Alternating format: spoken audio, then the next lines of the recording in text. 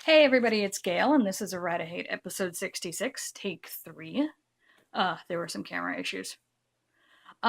Anyway, today is a book episode, and I'm really excited because I want to talk to you about top-down crochet sweaters.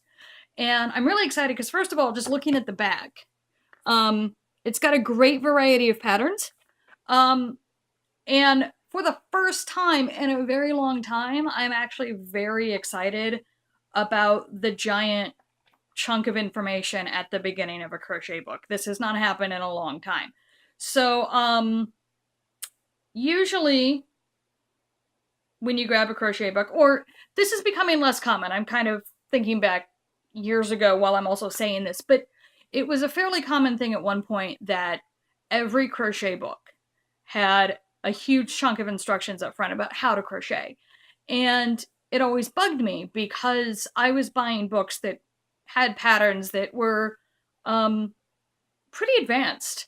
And I just thought it was so weird that you would take up all this space explaining to me how to crochet when, like, I'm buying your book because I already know. And I've softened on that quite a bit. Like, older books, YouTube wasn't around, so kind of getting people started, hoping people get excited enough to want to go ahead and try, which I am all for. But the thing about this book, it's recent, and you have that many pages of information before you get to the patterns, which are that many pages. And this is fucking invaluable. Everything I'm kind of trying to teach you about fitting to your body by my sort of not actual measurements explanations is everything that's covered in this first section here, talking about different techniques and how to fit things and how to shape things, and it's so good. The information is just really put together well. And the way they set up this book was that every sweater is actually a pair of sweaters. And so for every sweater you make, there's like a sister sweater that might share a certain type of stitch or a piece of pattern, or maybe they're both made of drapey yarns. And I think that it's a really great way to showcase how you don't have to reinvent the wheel every time you're making something new. You maybe, a little tweak here and there. And for God's sakes, you don't need to reinvent the wheel. It should really be tattooed on myself somewhere. So there's also great explanations about the top-down method. So first of all, here is a pretty simple schematic about how much crochet should be in each sort of section in general. Here is a great schematic showing you all the different pieces of a sweater as you would make it. And then one of the other things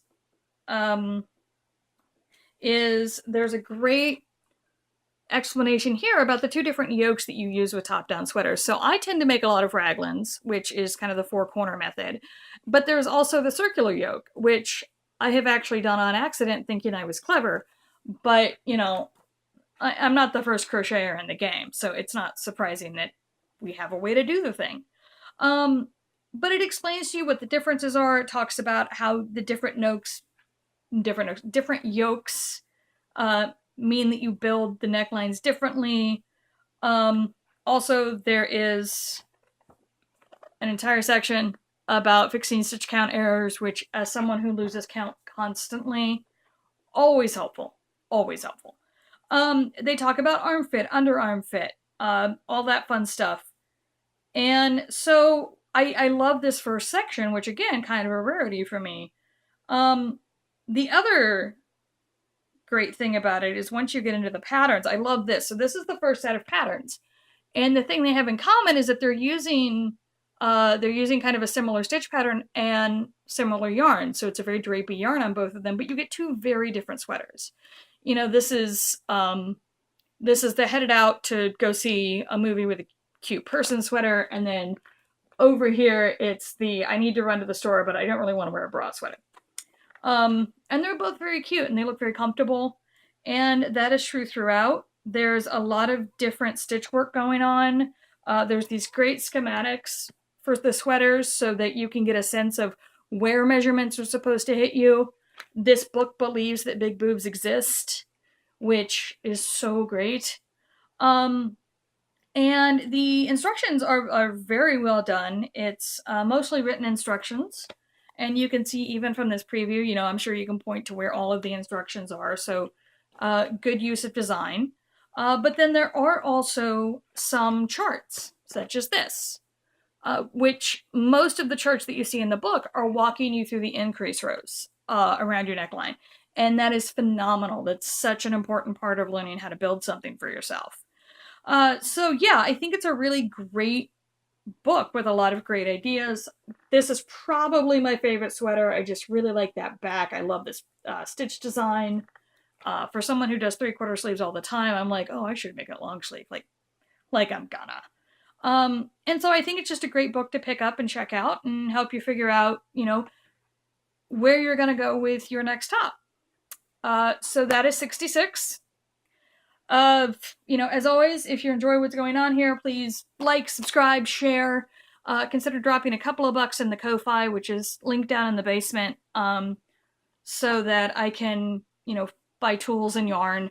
And big shout out to my library, Multnomah County Library, for always having crochet books for me to look at. So you guys have a good one.